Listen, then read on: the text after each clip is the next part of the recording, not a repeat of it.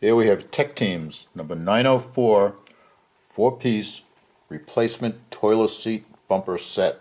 The bumper consists of a soft vinyl pad that makes contact with the ceramic of the toilet bowl, and then a plastic body, and then it has an adhesive that's protected by this protective strip. We figured that there were basically two ways we could go about doing this demo. Way one, of course, would be to go into an existing bathroom and then crawl under the toilet bowl so we could show all the necessary details. We thought that that might be an unpleasant task for us and also not necessarily appealing to our gentle viewers.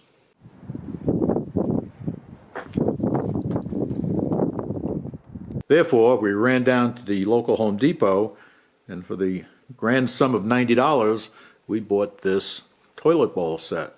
Here is the commode, and as you can see, it is absolutely brand new, pristine, and sparkling clean. Another thing we've done with this demo is to go out to Walmart and buy an inexpensive Mainstays toilet seat. We did this for exactly the same reasons, mainly because it's sanitary and it certainly is not going to be unpleasant to work with. Working on a toilet bowl is never an attractive task. The only thing that can make it even more unattractive is if you drop something into the bowl while you're working on it. Therefore, we'd like to share one little hack with you.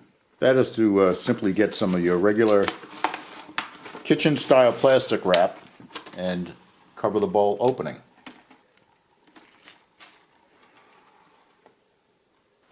Neato. Now if anything drops, it falls on top of the plastic and not into the water. One of the problems you typically get with the toilet seat is that after it's lifted and dropped a few thousand times, the bumpers on the bottom break.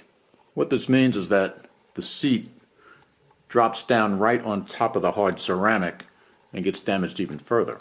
One solution, of course, is to replace the entire toilet seat. The other one is to replace the bumpers. Replacing the bumpers is a process that's inexpensive, can be done rather quickly, and doesn't require any special tools or talent. This happens to be a new toilet seat, and the bumpers are in obviously new condition, but we can still show you how to apply Tech Team's replacement toilet seat bumpers. The first step is to properly prepare the surface. This means getting it clean so that the adhesive makes good contact and good bonding. Here we're going to use some ammonia-based glass cleaner, which will do the job very well, but you can also use rubbing alcohol. So, clean the surface, then dry it.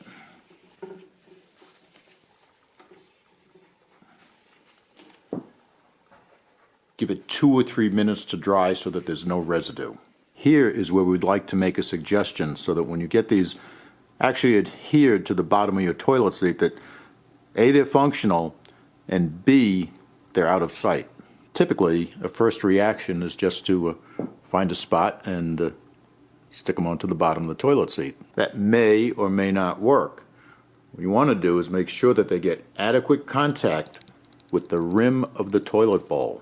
Getting the bumpers properly positioned so that when the seat contacts the porcelain, the bumpers provide maximum support for the seat and also have maximum contact with the rim of the bowl. If the bumper is hanging off the edge towards the outside like this, obviously it's not going to give the best possible support. And if it's hanging off to the inside, well, we don't even want to go there.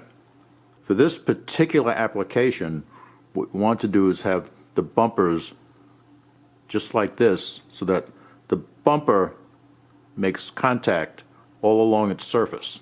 Since we have our toilet bowl covered with our plastic and we're not worried about the bumpers dropping in while we move them around and get them positioned, what we want to do is position them along the rim, and we want to make sure that there's no conflict when the seat comes down over them.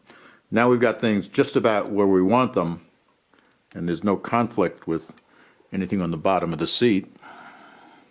Don't forget we're using a new seat here, so we're going to move these to a spot where they're not going to conflict with the existing bumpers.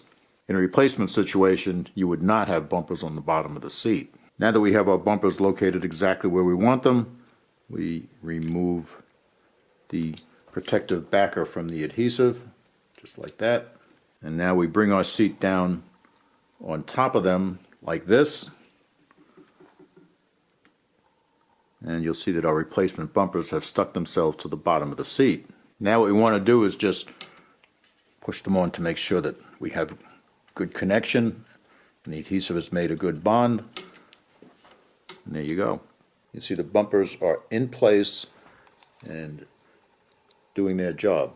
This would also be a good time to remove that plastic wrap.